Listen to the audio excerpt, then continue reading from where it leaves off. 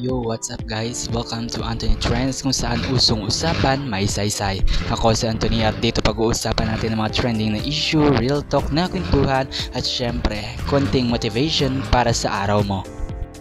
Para sa tanong na ating sasagutin, bakit mahalaga ang paghabol sa pangarap sa panahon ng social media?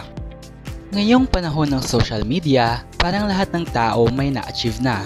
May business na, may car na, may bahay pa. Pero ikaw, nandyan ka pa rin nagtatanong paano naman ako? Kapatid, huwag kang matakot humabol sa pangarap mo kahit iba na ang takbo ng mundo. Trending man ang flex, ang mahalaga totoo ka. Hindi mo kailangang maging viral para maging valuable. Habang nakikita mo silang umaangat, gawin mo silang inspirasyon, hindi kompetisyon. May sariling timing ang tagumpay at minsan, ang kailangan mo lang ay isang simpleng paniniwala sa sarili mo. Kung nakarelate ka o napaisip ka sa video na to, don't forget to like, share, and subscribe. May kwento ka ba tungkol sa pangarap mo? I-comment mo lang sa baba, babasahin ko yan. This is Anthony Trends, hindi lang basta uso, kundi may puso. Kita-kits ulit sa next video, stay real, stay rising.